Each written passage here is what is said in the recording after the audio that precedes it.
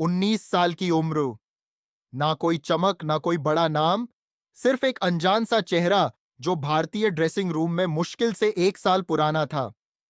Score board पर लिखा था 92 रन, 5 विकेट गिर चुके थे और सामने था 227 रनों का लक्ष्य। स्टेडियम में सन्नाटा था। टीवी के सामने बैठे करोड़ों भारतीय फैंस मायूस हो चुके थे और कमेंट्री बॉक्स से बस एक ही आवाज आ रही थी, India is in deep trouble. लेकिन उसी मलबे के बीच से एक 19 साल का लड़का उठकर खड़ा हुआ, बल्ला उठाया और अंग्रेजों के हर गेंदबाज को याद दिला दिया कि आज हार भारत के नसीब में नहीं लिखी। ये कहानी है सुरेश रैना की उस भूली बिसरी लेकिन ऐतिहासिक पारी की, जिसने पहली बार दुनिया को बताया था कि भारत को अपना अगला मैच विनर मिल चुका है। नमस्कार दोस्तों, स्वागत है आपका क्रिकेट बाउंड्रीज पर। आज की कहानी है अप्रैल 2006 फरीदाबाद के नाहर सिंह स्टेडियम की, जब भारत और इंग्लैंड आमने सामने थे और मैदान पर लिखी जा रही थी क्रिकेट इतिहास की एक ऐसी कहानी जिसे आज भी बहुत कम फैंस जानते हैं। इंग्लैंड की टीम भारत दौरे पर आई हुई थी और दोनों टीमों के बीच 7 मैचों की एक लंबी वनडे सीरीज खेली जा रही थी। यह वो दौर था जब भारतीय टीम अपने घर में अजेय मानी जाती थी, लेकिन इंग्लैंड की टीम में केविन पीटरसन, एंड्रयू स्ट्रॉस और पॉल कॉलिंगवुड जैसे बल्लेबाज थे जो किसी भी मैदान पर मैच पलटने का दम रखते थे। फरीदाबाद के इस मैदान पर खेला जाने वाला यह मुकाबला सीरीज का एक अहम पड़ाव था और दोनों टीमें इस मैच को जीतकर सीरीज में बढ़त बनाना चाहती थीं। टॉस इंग्लैंड जीतता है और पहले बल्लेबाजी का फैसला करता है। इंग्लैंड की तरफ से मैट प्रायर और एंड्रयू स्ट्रॉस ने पारी का प्रारंभ किया और शुरुआत से ही अंग्रेजी बल्लेबाजों ने भारतीय गेंदबाजों पर हमला बोल दिया।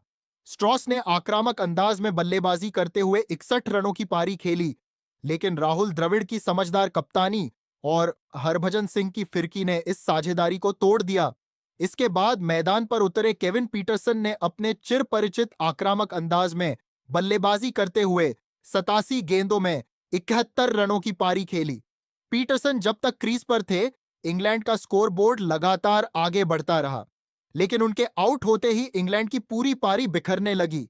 पॉल कॉलिंगवुड को महेंद्र सिंह धोनी ने शानदार डायरेक्ट थ्रो पर रन आउट किया और उसके बाद रमेश पोवार और श्रीसंत की गेंदबाजी के सामने इंग्लैंड का निचला क्रम टिक नहीं पाया। पूरे 50 ओवर खेलकर इंग्लैंड की पूरी टीम सिर्फ 226 रनों पर ऑल आउट हो गई। रमेश पोवार ने 3 विकेट लेकर भारत को यह मुकाबला जीतने का पूरा मौका दे दिया था। भारत के सामने अब लक्ष्य था 227 रनों का, एक ऐसा लक्ष्य जो कागज पर आसान दिख रहा था। भारत की तरफ से पारी का प्रारंभ करने के लिए मैदान पर उतरे वीरेंद्र सहवाग और गौतम गंभीर। दोनों सलामी बल्लेबाजों ने शुरुआत से ही अंग्रेजी गेंदबाजों पर आक्रामक अंदाज अपनाया और सिर्फ 14वें ओवर तक भारत का स्कोर 61 रनों तक पहुंचा दिया। लेकिन क्रिकेट का यही वो पहलू है जो इसे इतना अप्रत्याशित बनाता है। 14वें ओवर के बाद अचानक मैच का रुख पूरी तरह बदल गया। सहवाग एक खराब शॉट खेलकर आउट हुए, फिर गंभीर भी ज्यादा देर टिक नहीं पाए। राहुल द्रविड़ का विकेट एक विवादास्पद रन आउट में गिरा, जहां थर्ड अंपायर को फैसला देने में लंबा वक्त लगा। युवराज सिंह भी एक साधारण शॉट पर आउट हुए और मोहम्मद कैफ एक शॉर्ट गेंद पर एलबीडब्ल्यू आउट होकर पवेलियन लौट गए। महज कुछ ओवरों के भीतर भारत का स्कोर 61 रन बिना नुकसान से गिरकर 92 रनों पर 5 विकेट हो गया था। स्टेडियम में सन्नाटा पसर चुका था और भारतीय फैंस के लिए यह मैच लगभग हाथ से निकल चुका था। इंग्लैंड के गेंदबाजों के चेहरे पर अब जीत का भरोसा साफ झलक रहा था, लेकिन इसी मलबे के बीच से मैदान पर उतरता है भारत का एक युवा, अनजान सा चेहरा, 19 साल का सुरेश रैना। यह वही रैना था जिसे अभी भारतीय क्रिकेट में कदम रखे मुश्किल से 1 साल हुआ था।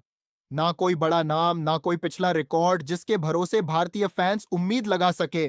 धोनी और रैना दोनों ही युवा बल्लेबाज एक ऐसी परिस्थिति में मैदान पर खड़े थे जहां इंग्लैंड को सिर्फ एक और विकेट की जरूरत थी और मैच पूरी तरह उनकी झोली में गिर जाता। इंग्लैंड ने अपनी रणनीति में एक गलती कर दी।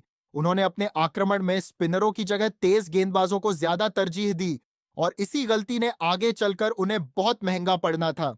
धीरे धीरे धोनी और रैना ने भारत की पारी को संभालना शुरू किया। कोई जल्दबाजी नहीं, कोई हड़बड़ाहट नहीं, बस एक एक रन जोड़कर मैच को भारत की तरफ खींचने की कोशिश। रैना ने अपना पहला अर्धशतक सिर्फ 65 गेंदों में पूरा किया। एक ऐसी पारी जिसमें अनुभव कम था, लेकिन जज्बा और संयम दोनों भरपूर थे। धोनी के साथ मिलकर रैना ने छठे विकेट के लिए एक ऐसी साझेदारी खड़ी की जिसने इंग्लैंड के हौसले पूरी तरह पस्त कर दिए। दोनों बल्लेबाजों ने मिलकर कुल 118 रनों की साझेदारी की और मैच को पूरी तरह भारत के पाले में ला खड़ा किया। धोनी आखिरकार आउट हुए, लेकिन तब तक असली काम हो चुका था। रैना अब अकेले नहीं थे। उनका साथ देने के लिए मैदान पर आ चुके थे इरफान पठान। और अब भारत को जीत से दूर करने वाला फासला सिमटता जा रहा था। भारत को अब जीत के लिए 24 गेंदों में सिर्फ 16 रनों की जरूरत थी। हाथ में 4 विकेट बचे थे। रैना और पठान ने मिलकर एक एक रन चुराते हुए, गैप ढूंढते हुए भारत को लक्ष्य के करीब पहुंचाना शुरू किया।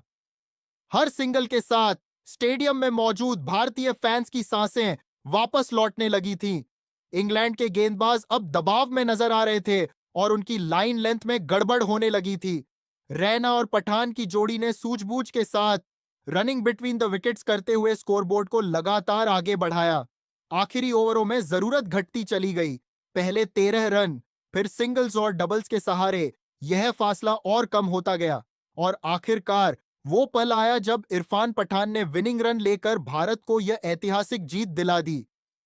भारत ने यह मैच 4 विकेट से अपने नाम कर लिया। एक ऐसी जीत जो कागज पर सिर्फ एक स्कोर लाइन थी, लेकिन असल में यह उस दिन की कहानी थी जब भारत को मैदान पर मरते हुए मैच से जिंदा किया एक 19 साल के लड़के ने। सुरेश रैना ने उस दिन 89 गेंदों में नाबाद 81 रनों की पारी खेली और अपने करियर का पहला man of the match award जीता। इंग्लैंड, जिस टीम ने 226 रनों का स्कोर खड़ा किया था, उसे यकीन नहीं हो रहा था कि 92 रनों पर 5 विकेट गिरने के बाद भी भारत यह मैच जीत सकता है।